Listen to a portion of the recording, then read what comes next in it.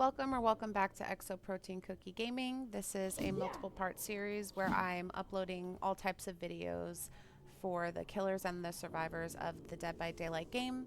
I go through their bio or lore, their customizations in store, and then I also go through their abilities and perks and a little bit of info about them. This killer is called the Skull Merchant. She's really cool looking. She has some good abilities. They're called Eyes in the Sky.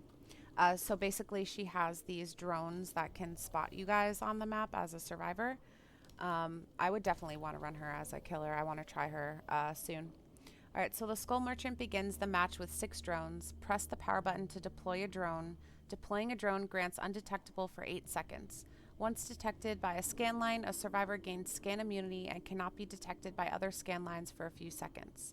Survivors can attempt to hack drones. Failure partially fills their lock-on meter. Success disables the drone for 45 seconds. The first special ability is called Radar. Press the ability button to open a radar to see the locations of survivors detected by drones and those with claw traps. The radar can be used to change a drone's rotation direction or to recall a drone. When a survivor is detected by a drone shortly after its deployment or change in rotation, the Skull Merchant gains 5% haste for 8 seconds. Her special effect is called Lock-On. The lock-on meter fills when scanned by a drone and when failing to disable a drone. When the meter is full, the survivor receives a claw trap, becomes injured, and suffers from the broken status effect. Additional scans briefly apply an 8% hindered status effect, and a claw trap broadcasts the survivor's location to the killer and is only removed when its battery dies. That's not a bad one at all. Very easy to find survivors on map. Alright, so our first perk is called Game Afoot. While you are chasing the obsession, this perk activates. So the obsession in game, I've said in a previous video, if a killer has an obsession, that would mean one of the survivors. If she or he kills you in game, then you get more blood points as the killer. Damaging generators and breaking walls or pallets gives you a 7% haste status for 10 seconds, and whenever you hit the survivor with the total most time in chase with a basic attack, they become the obsession.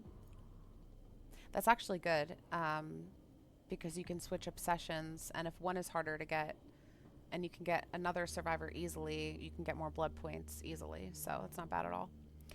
The second one is Thwack. Thwack starts with 3 tokens. When breaking a pallet or breakable wall, consume a token, and survivors within 36 meters scream and their auras are revealed for 6 seconds, and when hooking a survivor, regain 1 token. Third one is Leverage. You kick your competitors when they're down. Never let them regain lost ground. When a survivor performs the unhook action, their healing speed is reduced by 30% for 60 seconds. That's a really good one too. I like that one. So the middle one is like but the first one, Game Afoot and Leverage, is really good. Alright, so we're going to go for her lore. The self-made millionaire Adriana LeMay came from a humble home in Fortaleza, Brazil. Her father, Seda, moved to Brazil as a young man, hoping to see a side of the world completely different than his hometown in Hokkaido. A talented illustrator, he spent his spare time designing colorful characters and worlds. While sketching patrons of a local jazz club, he was approached by Belinda, the owner, to work on a logo. What began as a business partnership soon became a romantic one, and within a couple of years, Adriana was born. Adriana excelled in all facets of education. A house full of art and music honed a brilliant mind, and her intelligence was only exceeded by her obsessive drive to be the best. While scoring at the top of every class, she was often on the receiving end of disciplinary action due to her overly competitive and sometimes violent nature during schoolyard games. Adriana's mother did her best to keep her on the right track, but her father was increasingly absent as his own obsessive drive ramped up. Adi Valente, a manga about a young girl who saves and protects the weak with her quirky robot companion despite working long hours at a canning facility and writing his manga in his spare time. He somehow managed a little time every night to share his wild and highly imaginative illustrations with his daughter.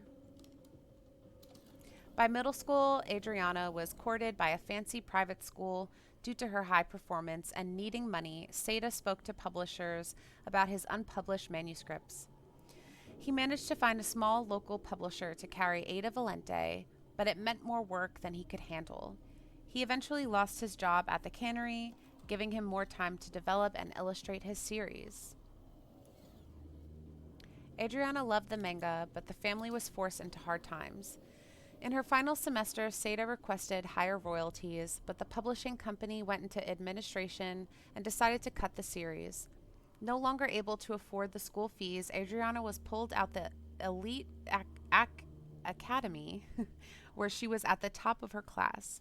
Belinda was able to negotiate her graduation, but another student was able to take her place at the head of the class.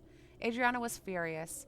On summer break, she learned everything about her rival, where he lived, where he hung out, and what he liked to do in his spare time, what he listened to, what he watched, everything. When she even stalked him on his way home one late summer evening and considered the myriad ways she could ruin his life. But in the end, she did nothing, though. Something wakened within her, and she felt like the anti-hero in a new story her father had been exploring. Seda retreated further into himself and began producing this newer, darker manga inspired by his visions and nightmares.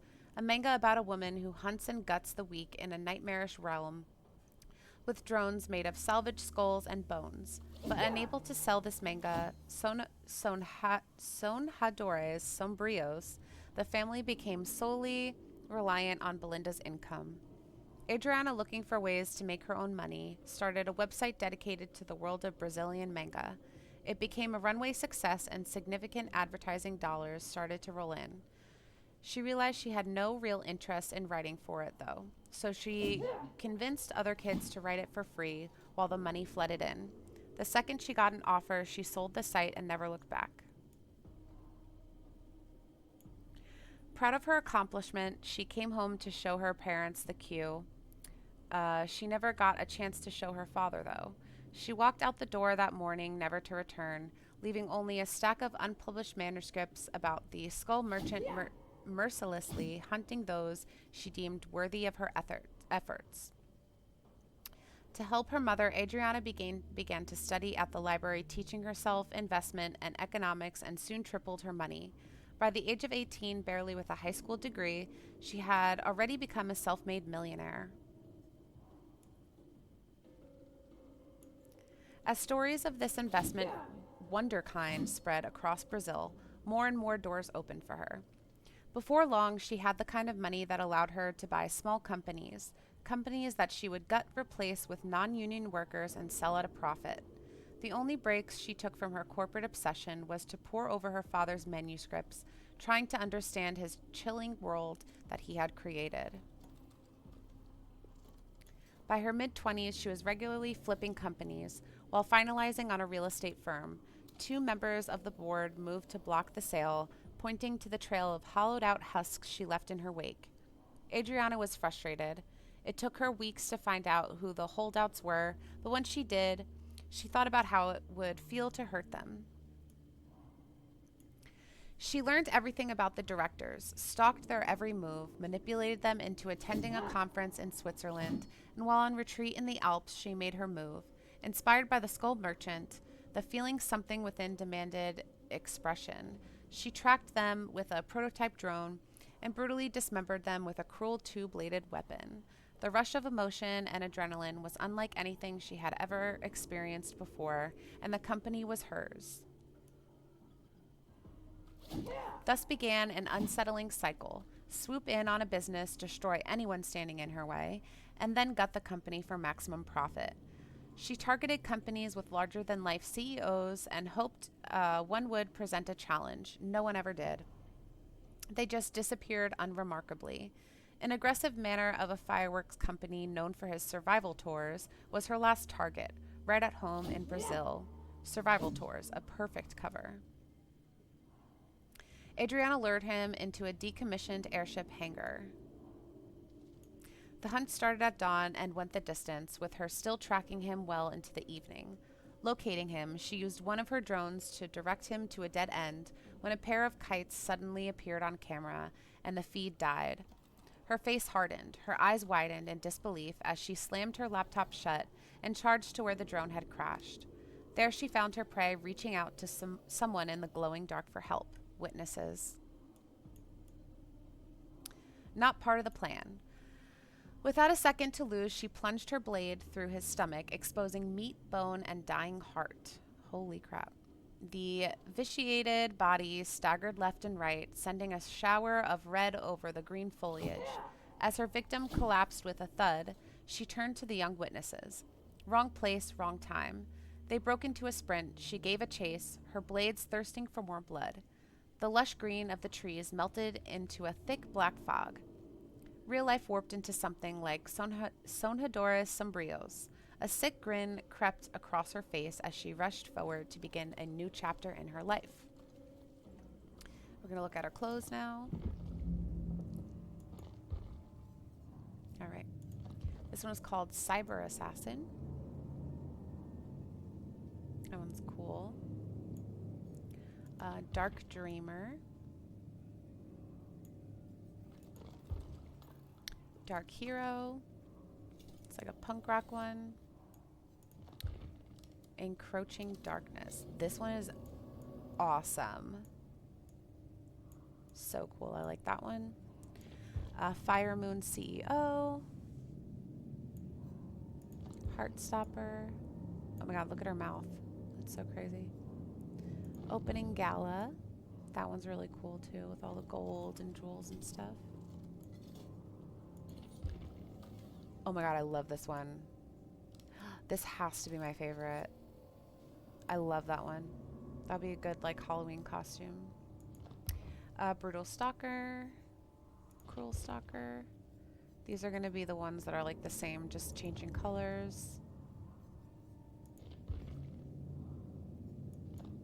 Malevolent. Relentless. And Sadistic.